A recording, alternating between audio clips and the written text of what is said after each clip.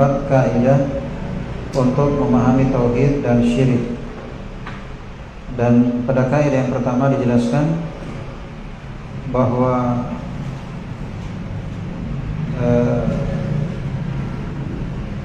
kesyirikan atau orang-orang musyrikin terdahulu, mereka meyakini bahwa Allah Subhanahu wa taala pencipta, pengatur dan penguasa alam semesta. Ini menunjukkan bahwasanya tauhid itu adalah meyakini bahwa tidak ada yang berhak disembah kecuali Allah. Tauhid adalah meyakini bahwa tidak ada yang berhak disembah kecuali Allah. Itu yang dimaksud dengan tauhid. Adapun meyakini bahwa tidak ada Tuhan kecuali Allah, tidak ada pencipta, pengatur, penguasa alam semesta kecuali Allah, maka ini pula diyakini oleh orang-orang musyrikin. Jadi untuk membedakan tauhid dan syirik, yaitu kita harus beda dengan keyakinan kaum musyrikin, karena mereka juga percaya akan adanya Tuhan, akan Allah pencipta, pengatur, penguasa alam semesta. Maka yang membedakan kita dengan mereka adalah tauhid, yaitu meyakini bahwa tidak ada yang berhak disembah, diibadahi kecuali Allah. Kemudian yang kedua, pada kaidah yang kedua dijelaskan alasan mereka menyembah kuburan orang saleh misalnya. Alasan mereka katanya untuk mendekatkan diri dan syafaat. Artinya supaya orang saleh ini menjadi perantara dan mereka akan didekatkan kepada Allah sedekat-dekatnya, dan juga mereka mengharapkan syafaat. Kita katakan bahwasanya mengharapkan syafaat, telah kita bahas bahwa syafaat itu bukan milik orang soleh, tapi syafaat itu milik Allah. Dan orang bisa memberi syafaat kalau dapat izin dari pemilik syafaat. Dapat izin dari pemilik syafaat. Ya. Kemudian juga yang disyafaati juga harus orang yang diridhai oleh Allah Subhanahu wa taala. Jadi apa yang mereka harapkan dari orang soleh, tidak ada izin dari Allah, tidak ada keterangan bahwa mereka mendapatkan izin. Satu, ya kan? Yang kedua, ternyata ketika mereka menjadikan perantara, itu justru mereka, itulah kesyirikannya orang-orang musyrik terdahulu. Praktik dengan alasan perantara, itulah kesyirikannya orang-orang terdahulu. Sementara mau dapat syafaat, syaratnya harus orang yang diridhoi oleh Allah. Dan Allah tidak akan ridho dari perbuatan syirik. Allah tidak akan ridho dari pelaku syirik. Berarti merekanya dan yang mereka harapkan syafaatnya itu sama-sama nggak ada.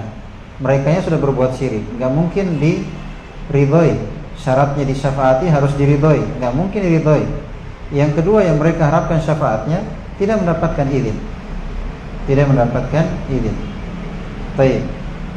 Sekarang kita masuk pada kaidah yang ketiga.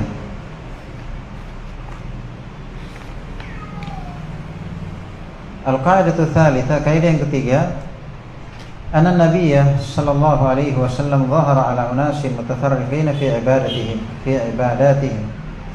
Bahwa Nabi sallallahu alaihi wasallam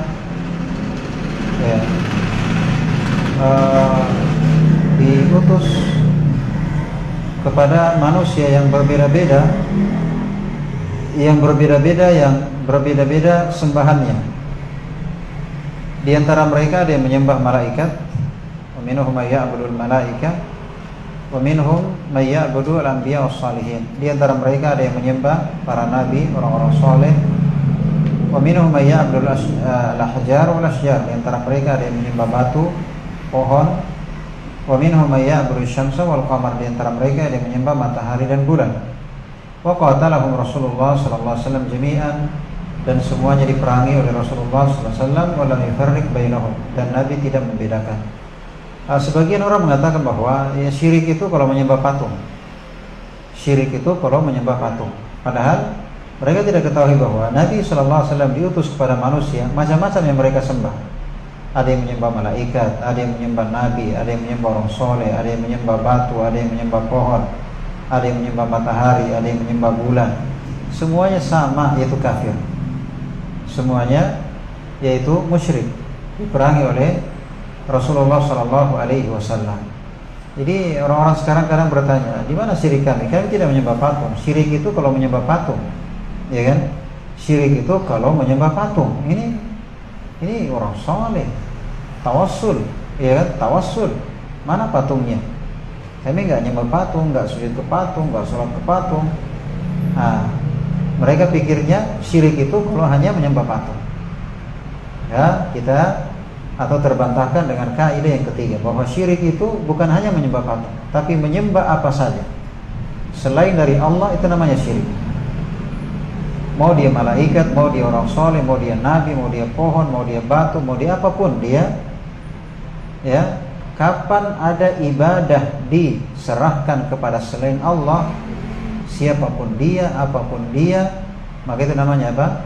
Syirik. Jadi syirik itu tidak hanya terbatas pada patung, tapi apapun yang disembah itu namanya syirik. Kuburan, penghuni, matahari, bulan, api, Nabi Isa pun disembah oleh orang-orang Nasara. Ya, maka ini semuanya adalah syirik. Ya.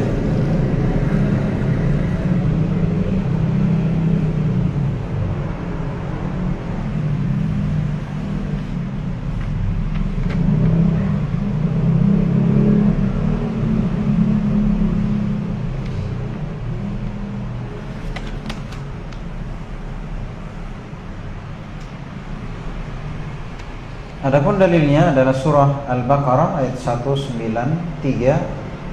Allah berfirman, "Wa qatiluhum hatta la takuna fitnah wa yakuna ad-dinu lillah." Ya.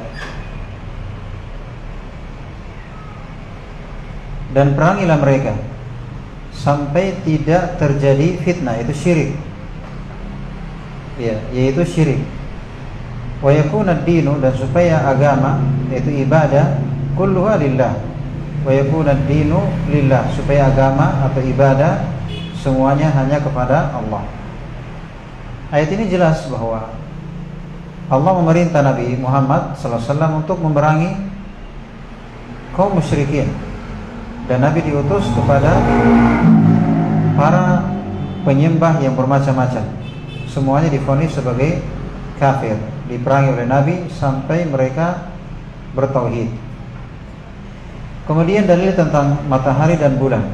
Ada juga yang menyembah matahari, ada yang menyembah bulan. Sampai sekarang ada yang agama Shinto misalnya di Jepang itu penyembah matahari. Disebutkan di surah Fussilat ayat 37, Allah berfirman, "Wa min ayatihi al-lail wan nahar wasyamsu wal qamar." Di antara tanda kekuasaan Allah malam, siang, matahari dan bulan. Apa kata Allah? Jangan sujud kepada matahari. Maksudnya jangan beribadah kepada matahari, itu sujud ibadah. Jangan beribadah kepada matahari, dan jangan pula beribadah kepada bulan. Maksudnya jangan menyembah matahari, jangan menyembah bulan. Ya, jangan menyembah bulan. Ya, ini dalil yang jelas. Tidak boleh mempertuhankan matahari, mempertuhankan bulan. Kemudian wa dalilul malaika, dalil tentang malaikat. Allah berfirman di surah Al-Imran ayat 80, "Wala ya'murukum an tattakhidul malaikata wan nabiyina arbaba."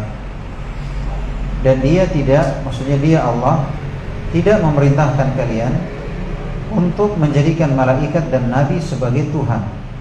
Ya. Allah tidak memerintahkan kalian untuk menjadikan malaikat dan nabi sebagai Tuhan. Ya. Kenyataannya di masa Nabi ada yang menyembah malaikat dan ada yang menyembah nabi. Ya.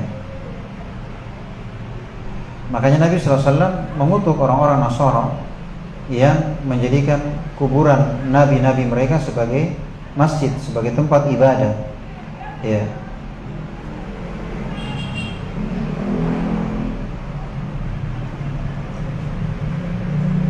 Oleh karenanya berkaitan dengan matahari, Nabi melarang. Misalnya Nabi melarang sholat ketika matahari pas terbit, ketika matahari pas terbenam, karena memang di masa itu ada para penyembah matahari ketika mau terbit, ketika mau terbenam.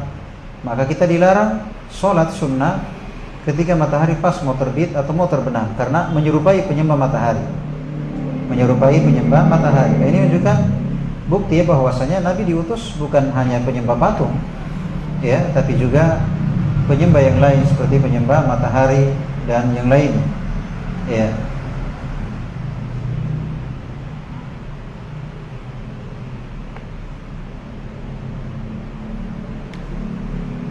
Sekarang berkaitan dengan para nabi, para nabi, para malaikat.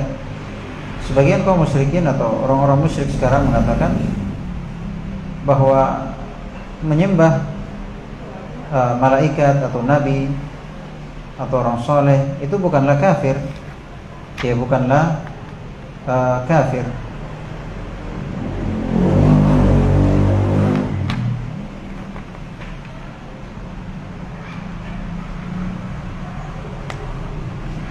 Kita katakan apa? Bahwasanya apapun yang disembah selain Allah Subhanahu wa taala, sekelas malaikat, nabi, orang saleh, semuanya merupakan kesyirikan. Kemudian dalil tentang nabi disebutkan di surah Al-Maidah ayat 116. Al-Maidah ayat 116, Allah Subhanahu wa taala berfirman, "Wa idh qala Allahu ya Isa ibn Maryam." Dan ingatlah ketika Allah berfirman kepada Nabi Isa, wahai Isa ibn Maryam, wahai Isa putra Maryam, anta qulta linnasi ittakhiduni wa ummi ilahaini min dunillah.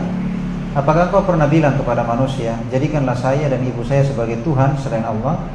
Karena kenyataan Nabi Isa disembah, ibunya juga, yaitu Maryam. Jadi Allah tanya sama Nabi Isa, apakah engkau pernah mengajarkan kepada manusia, jadikanlah saya dan ibu saya sebagai sembahan selain Allah? Apa jawaban Nabi Isa? Qala subhanak, maha suci engkau ya Allah. Ma yakunu li an aqula laisa li bihaq. Tidak pantas bagi saya untuk bilang yang tidak benar, mengatakan yang tidak benar.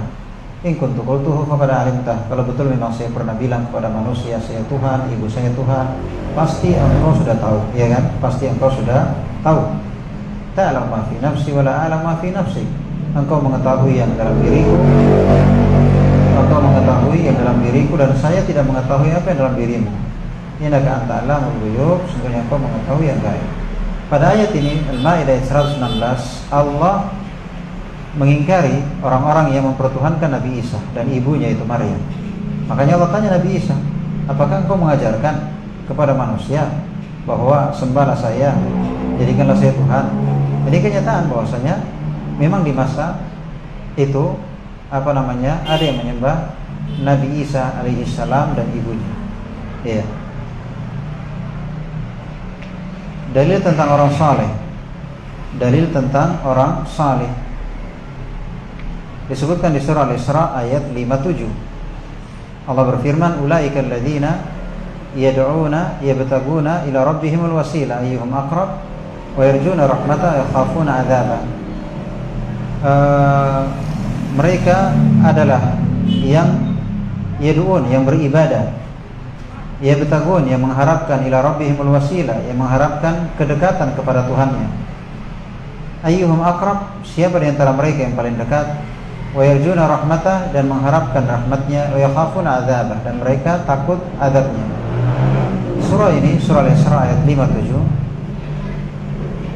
Ulama ahli tafsir ada yang mengatakan bahwa ayat ini turun pada orang-orang yang menyembah Nabi Isa dan ibunya serta Uzair. Ayat ini turun, ya, Al-Isra ayat 57 itu turun terhadap orang-orang yang menyembah Nabi Isa, Maryam dan Uzair. Maka Allah Subhanahu wa taala mengatakan bahwa Nabi Isa, ibunya, Uzair itu semuanya hamba. Allah mengatakan bahwa semuanya itu hamba. Ya, maka dikatakan di ayat tadi, yad'una, mereka beribadah, yabtaguna, mengharapkan, ila rabbihimul wasilah, kedekatan. Jadi mereka sendiri ini orang soleh beribadah kepada Allah supaya dekat kepada Allah. Kenapa kalian mendekat kepada orang soleh?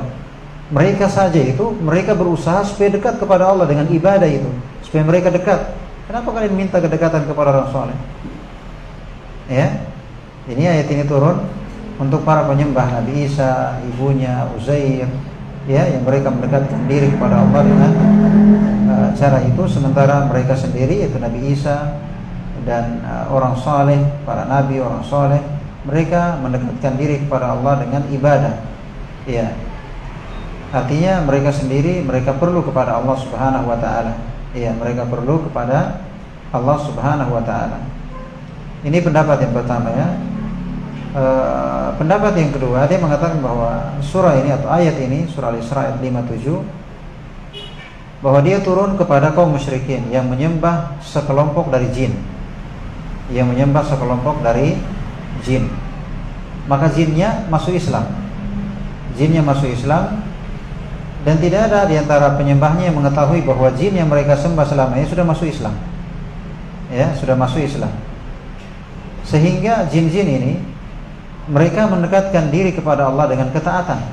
Dikatakan dalam ayat, yad'una yabtaguna ila rabbihimul wasilah. Mereka beribadah, mereka mengharapkan kedekatan kepada Tuhannya dengan ketaatan. Jadi mereka sendiri ini, ada yang mengatakan tadi Nabi Isa, ibunya, ada yang mengatakan jin yang sudah masuk Islam, mereka mendekatkan dirinya kepada Allah dengan dengan ketaatan-ketaatan. Ya, mereka perlu kepada Allah, mereka butuh kepada Allah, ya. Mereka butuh kepada Allah, mereka hamba-hamba Allah Subhanahu wa Ta'ala. Ya. Tapi ternyata kaum musyrikin mereka menjadikan perantara dengan para wali, orang soleh, nabi, sementara yang dijadikan sebagai perantara saja mereka berusaha dengan amal soleh supaya dekat kepada Allah. Ya kan? Maksudnya apa mungkin sangkaan mereka bahwa nanti orang soleh ini bisa mendekatkan kepada Allah? Apa mungkin? Sedangkan yang mereka sembah saja itu berusaha supaya mereka bisa dekat dengan Allah. Iya kan? Jadi ini sangkaan yang tidak masuk akal, ya, tidak logis. Karena yang mereka sembah saja, yang mereka harapkan supaya didekatkan nanti, mereka saja berusaha mati-matian supaya mereka dekat dengan Allah, ya, dengan memperbanyak amal soleh. Baik, yang jelas dari tafsir tentang surah ini, ayat ini, apapun yang diinginkan dengan tafsir dari surah ini, dari ayat ini, maka kesimpulannya menunjukkan tidak boleh menyembah orang soleh, tidak boleh menjadikan orang soleh sebagai perantara, para nabi, orang soleh, para wali, maka tidak boleh, karena semuanya mau nabi, orang soleh, wali, semuanya itu hamba yang perlu kepada Allah. Semuanya hamba yang perlu kepada Allah. Bagaimana mungkin mereka bisa bantu kita, ya? Bisa bantu penyembahnya untuk mendekatkan kepada Allah. Nah, mereka sendiri berusaha.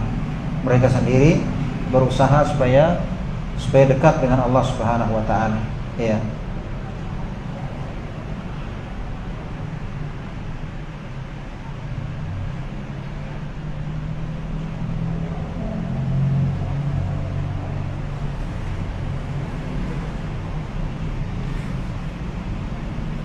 Kemudian dalil tentang pohon, dalil tentang batu dan pohon disebutkan di surah An-Najm ayat 19 hingga 20.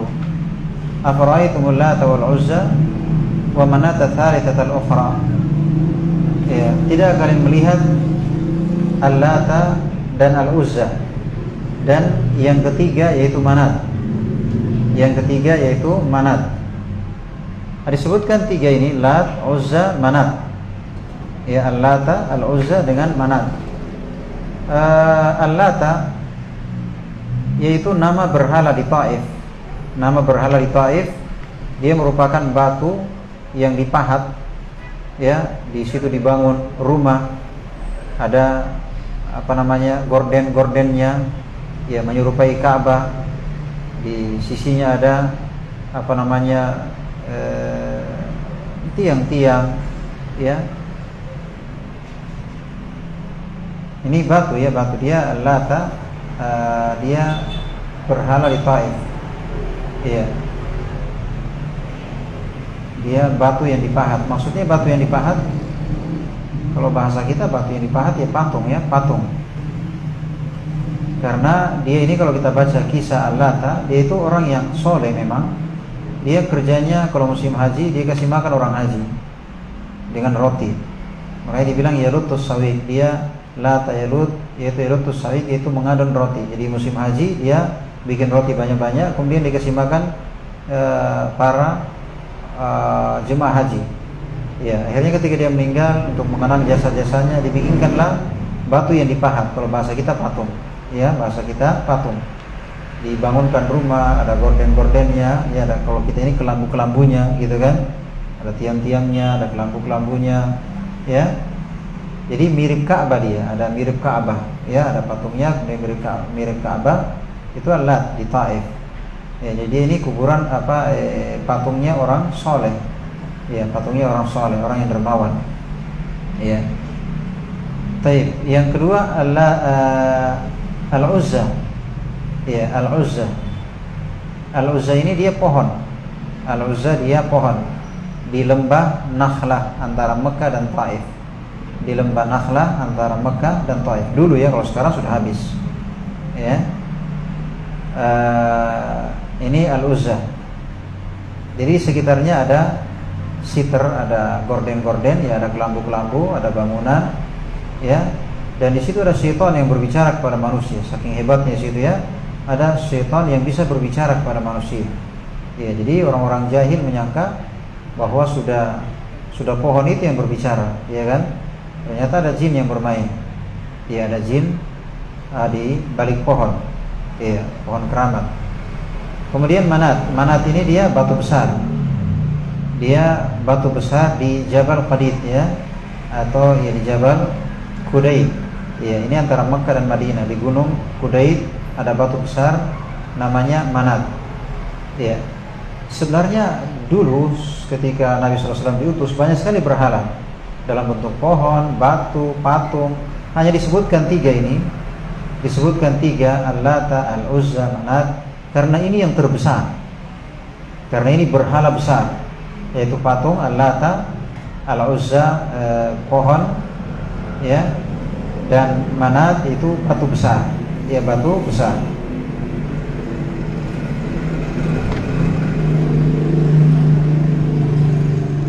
Jadi sini jelas ya bahwasanya betul bahwa dari dulu Nabi kita Muhammad SAW diutus, di antara kesyirikan yang terjadi yaitu menyembah pohon, menyembah batu, menyembah patung, ya, menyembah patung. Ya. Adapun tentang pohon disebutkan juga dalam hadits Abu Waqid Al-Laythi. Ya, Abu Waqid Al-Laythi. Kata beliau, qala kharajna ma'an Nabi sallallahu alaihi wasallam ila Hunain. Kami keluar bersama Nabi sallallahu alaihi wasallam di perang Hunain. Wa nahnu hudatsa'u ahdin bi kufrin, dan kami baru masuk Islam. Kami baru masuk Islam. Walil musyrikin sidratun yaqufuna indaha. Dan orang-orang musyrik punya pohon bidara yang mereka i'tikaf di situ, berdiam, mengharapkan, kalau bahasa kita barakah, ya. Barakah, diam di situ supaya menang. Ya, supaya menang. Jadi kalau mereka pergi perang, sebelum berangkat ke pohon dulu. Barakah, gantung pedang, i'tikaf di situ supaya kita menang. Ya, ini jelas ya bahwasanya ada yang menyembah pohon. Di antara bentuk penyembahan terhadap pohon yaitu mengharapkan berkahnya. Ya, mengharapkan berkahnya. Wa nahnu hudatsa'u ahdin bi kufrin. Ya, taib wa yanutuna biha aslihatahum, dan mereka menggantungkan pedangnya di pohon itu. Yaqulu hadzatu anwatin. Ya, pohon itu diberi nama dzatu anwat. Pohon berkah. Ya, pohon berkah dengan menggantungkan pedang. Ya. Famarrana Nabi sidratin, maka kami pun melewati pohon bidara. Faqulna ya Rasulullah, maka kami pun bilang, wahai Rasulullah, ij'al lana dzata anwatin kama lahum dzatu anwat. Wahai Rasulullah, coba buatkan kami pohon seperti mereka punya pohon. Langsung muncul kebiasaan lamanya, ya, bikinkan kami pohon seperti mereka punya pohon. Iya, seperti mereka punya pohon. Akhirnya Nabi SAW bertakbir, kaget ya, maksudnya kok bisa ya, bisa minta kesyirikan lagi, sudah mau hijrah, sudah masuk Islam, minta syirik lagi. Nabi SAW kaget. Nabi langsung bertakbir, Allahu Akbar. Ya, Nabi bertakbir, Allahu Akbar. Ya. Kata Nabi, qultum walladzi nafsi biyadi, kalian bilang seperti ini, ya demi yang jiwaku di tangannya, ini seperti permintaan Bani Israel terhadap Nabi Musa. Persis, kata Nabi, seperti permintaan Bani Israel terhadap Nabi Musa yang disebutkan di surah Al-A'raf ayat 138. Ya, ij'al lana ilahan kama lahum alihah. ya, berikan atau buatkan kami Tuhan, buatkan kami sembahan sebagaimana mereka punya sembahan. Persis seperti itu maknanya. Buatkan kami pohon, maksudnya buatkan kami Tuhan. Sama saja. Buatkan kami sembahan. Ya, qala innakum qaumun tajhalun. Nabi Musa bilang, sesungguhnya kalian orang yang bodoh. Kalian orang yang bodoh. Ya. Baik. Jadi di sini jelas, hadis ini jelas bahwasanya di masa Nabi SAW ketika Nabi diutus, ada yang menyembah pohon, ya, ada yang menyembah pohon. Ya.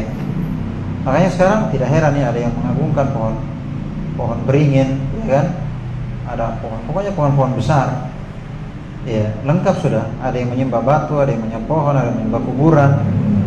Ya, ada yang menyembah jin. Ya, sebutkan tadi tentang ayat yang mereka jadikan sebagai wasilah. Ternyata jinnya sudah masuk Islam. Kemudian jinnya taat, mendekatkan diri kepada Allah dengan ketaatan. Ternyata mereka masih menjadikan jin itu sebagai perantara. Nah, jinnya saja berusaha supaya dia dekat dengan Allah. Bagaimana mungkin jinnya mendekatkan penyembahnya kepada Allah? Nah, dia sendiri berusaha supaya dia dekat dengan Allah. Iya. Baik. Selesai ya kaidah yang ketiga. Berarti kesimpulannya kaidah yang ketiga, bahwasanya syirik itu bukan hanya menyembah patung. Syirik itu bukan hanya menyembah patung. Salah ya. Ya, persepsi atau pandangan orang mengatakan bahwa syirik itu hanya menyembah patung. Tapi syirik itu kita jelaskan bahwa di masa Nabi diutus bukan hanya para penyembah patung, tapi macam-macam yang disembah ketika itu. Ada yang menyembah wali, ada yang menyembah malaikat, ada yang menyembah batu, ada yang menyembah patung, ada yang menyembah kuburan, ada yang menyembah matahari, ada yang menyembah bulan, ada yang menyembah api. Banyak yang disembah. Semuanya sama, syirik. Ya, apapun yang disembah sama dengan syirik. Karena tidak ada yang berhak disembah kecuali Allah Subhanahu wa ta'ala. Baik. Kemudian kaidah yang keempat, al-qaidatur rabi'ah, anna musyriki zamanina aghladu syirkan.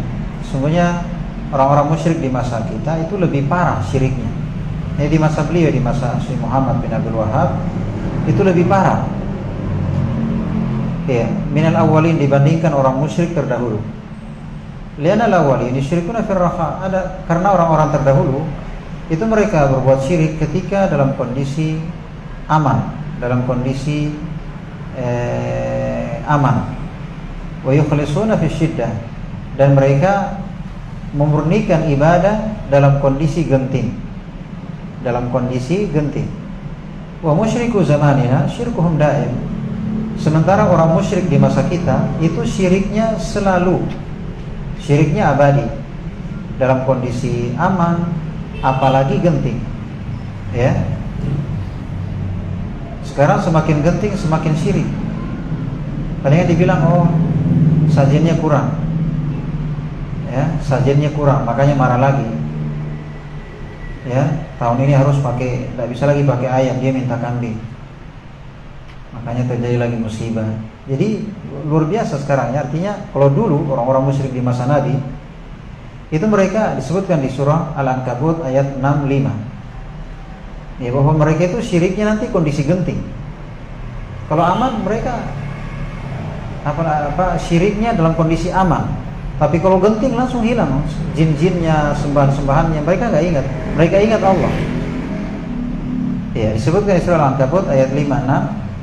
Fa idza raqibu fil fulk. Fa idza raqibu fil fulk, ketika mereka naik kapal mengarungi lautan, terus datang ombak besar, angin kencang, dan mereka akan binasa. Apa yang terjadi?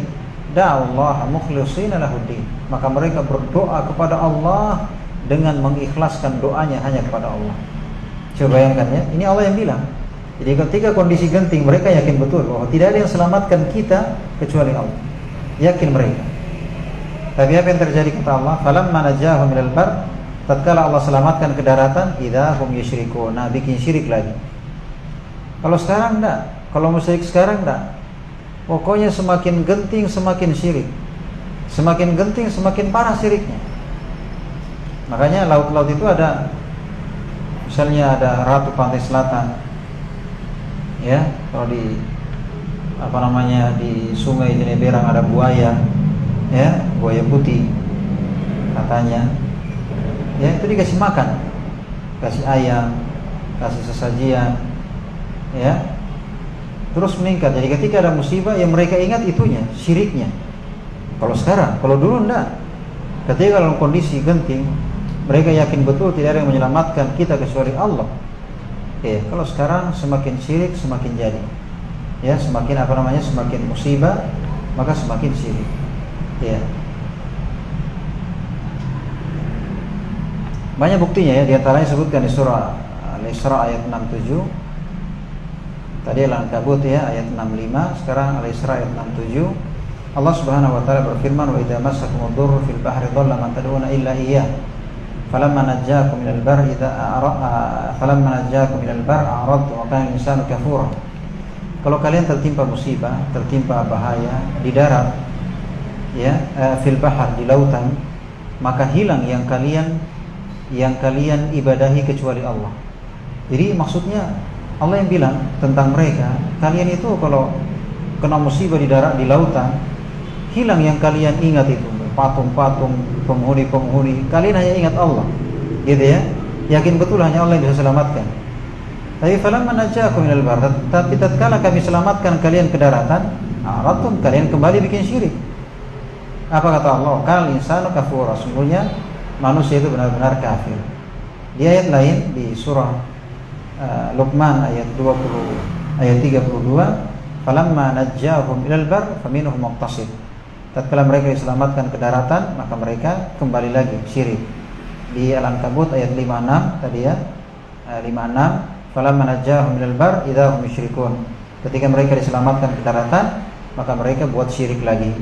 Banyak sekali ayat menjelaskan bahwasanya ternyata orang musyrik di masa dahulu tidak seberapa dibandingkan dengan kesyirikan di masa ini. Artinya kalau dulu mereka masih ada tauhidnya. Kapan itu? Ketika kondisi genting. Mereka yakin betul tidak ada yang selamatkan mereka kecuali Allah. Tapi kalau sekarang lain. Kalau sekarang KTP-nya Islam, ya, sholat, haji, ya, tapi syiriknya lebih hebat dibandingkan syirik kaum musyrikin terdahulu. Iya. Jadi sekarang masalah ini masalah yang serius ya, masalah yang berbahaya. Itu masalah syirik. Karena ternyata kita lihat syirik di masa ini lebih parah dibandingkan kesyirikan di masa Nabi Shallallahu Alaihi Wasallam.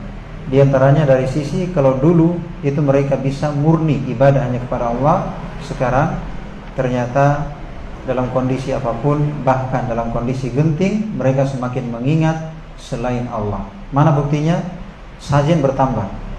Dulu hanya telur, lama-lama ayam, lama-lama awalnya 1 ekor, lama-lama 2 ekor, 3 ekor, meningkat kambing, 1 ekor, 2 ekor, lama-lama sapi, lama-lama kerbau, lama-lama manusia. Berarti syiriknya apa?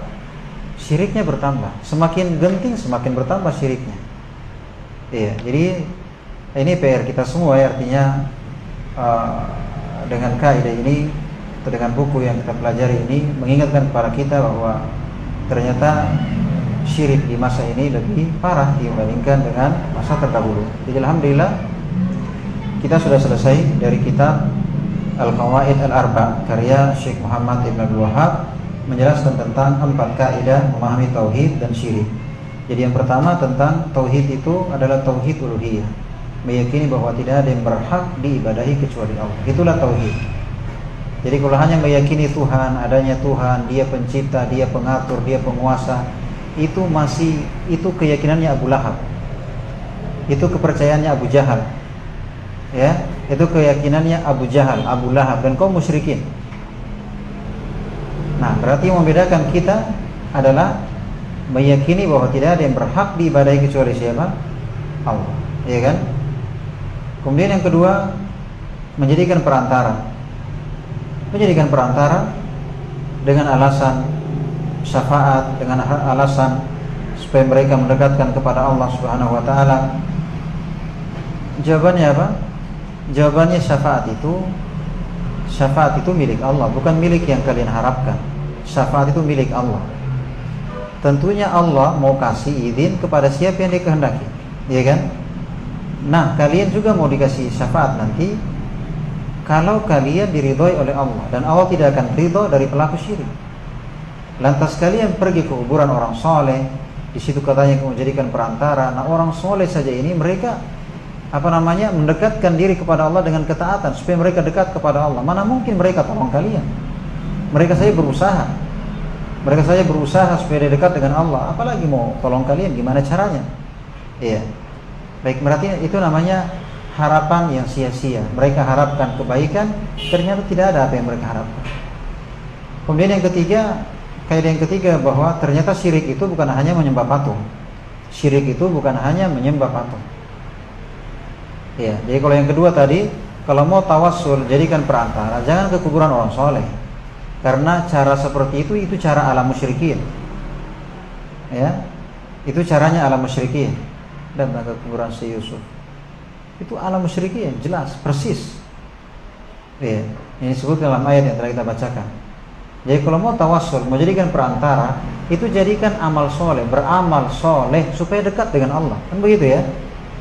Jadikan amal soleh kita sebagai perantara, sebagai sebab supaya kita dekat dengan Allah. Enggak usah pakai perantara orang soleh, perantara kuburan siapa. Beramal soleh supaya dekat dengan Allah. Kalau mau jadikan perantara, sebut nama Allah, ya Allah. Itu kan perantara kan? Sebut ya Ar-Razzaq, wahai yang memberi rezeki. Sebut sifatnya, wahai yang menciptakan langit dan bumi. Itu caranya bertawassul. Menyebut nama Allah, sifat Allah. Ya, subhanahu wa ta'ala. Yang ketiga, apa tadi? Bahwa ternyata syirik itu bukan hanya menyembah patung, tapi apapun, mau dia batu, mau dia pohon, mau dia patung, mau dia malaikat, mau dia nabi, mau dia rasul, mau dia matahari, bulan, mau dia api. Kenapa? Ternyata nabi diutus kepada orang-orang yang macam-macam yang mereka sembah. Sebagaimana ayat dan hadits yang telah kita bacakan. Ternyata nabi itu bukan hanya diutus kepada para penyembah patung, bukan. Tapi ternyata Nabi diutus kepada para penyembah yang macam-macam. Ada yang menyembah patung, ada yang menyembah pohon, ada yang menyembah batu, ada yang menyembah kuburan, ada yang menyembah matahari, ada yang menyembah api, dan macam-macam. Kesimpulannya apa? Apapun dia, siapapun dia, ketika diserahkan ibadah kepadanya, itu namanya apa? Syirik. Jadi tidak ada yang berhak diibadahi kecuali Allah Subhanahu wa ta'ala. Yang keempat, apa yang keempat? Bahwa syirik di masa ini lebih parah dibandingkan syirik di masa dahulu. Kenapa? Mana buktinya diantaranya? Kalau dulu mereka, sebagaimana ayat-ayat yang telah kita bacakan, dalam kondisi genting mereka yakin betul bahwa apa gunanya ini sembahan-sembahan? Apa gunanya? Mereka yakin betul tidak ada yang bisa selamatkan kita di laut ini dari kencangnya angin, dari ombak ini, kecuali Allah. Kalau sekarang apa? Kalau sekarang semakin genting, semakin parah musibah, semakin mantap sajennya, ya, semakin mantap syiriknya.